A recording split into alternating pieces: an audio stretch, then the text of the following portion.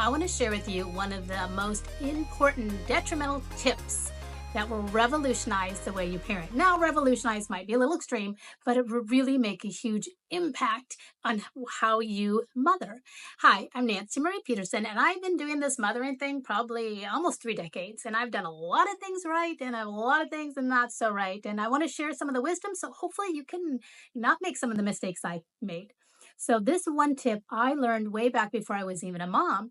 I learned it back when I was a fresh out of college and I was a young teacher and I was teaching sixth grade and my students were bigger than I was and it was a little intimidating in the classroom and I needed to develop a classroom atmosphere where the kids would respect me. And you can't do it at a demand, but you can do it when you implement this strategy. And this strategy is don't speak it out unless you can walk it out.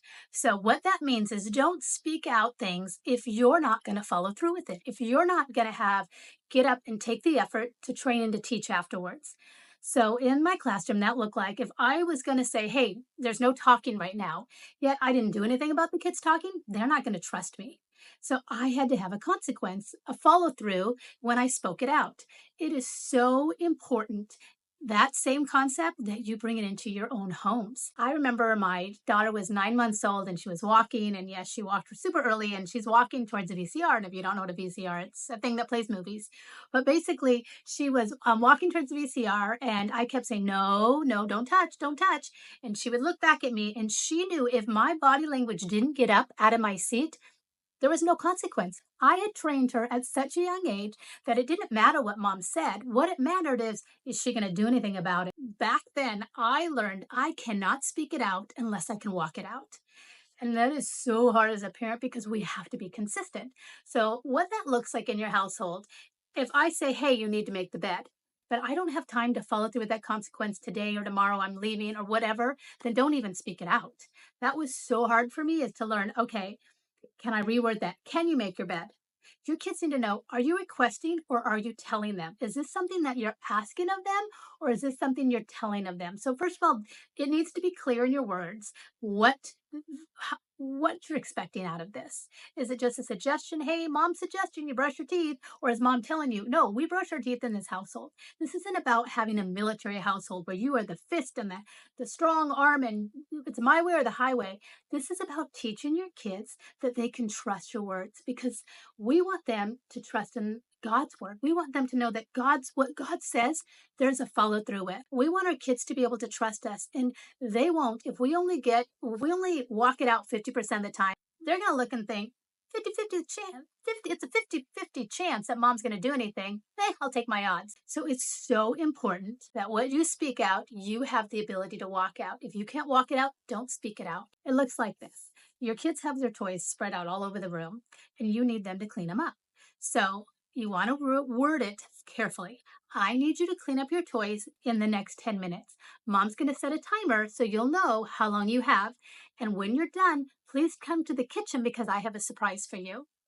All right. So if their toys aren't clean and in the next 10 minutes, then they wouldn't come to the kitchen. So walk it out is there's not going to be a treat for them. They didn't follow through.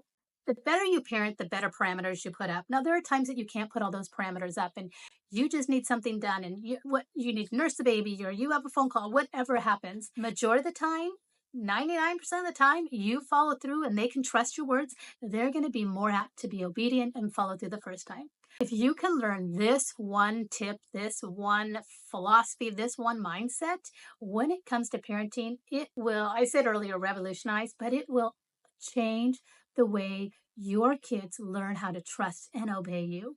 And I think it's so important that our kids can trust our words. They can trust when we ask something that we have the ability to walk it out. And if you're too busy and you're running around like a chicken with your head cut off, which has been me, be very careful when you're requesting things from your children to how you word it because you want them to always know you will follow through, that there will be a consequence. If you can pick up this one philosophy, this mindset, it will really change the way you parent because your kids will learn to act in obedience.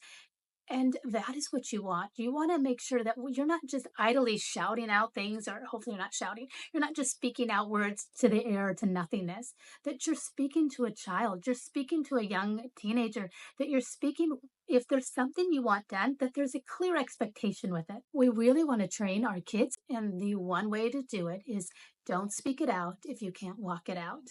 Now, as always, we need to be intentional with our mothering, with our lives, and if you could take this to heart and you can learn how to incorporate it into your family, it won't be easy. It won't come overnight. It'll be a process and it'll be just something that will trigger. You can remember that. Oh, don't speak it out. I can't walk this out right now.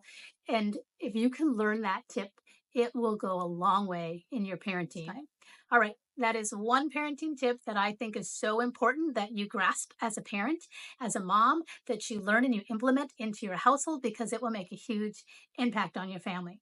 So, as always, continue to be intentional, and I will see you next time.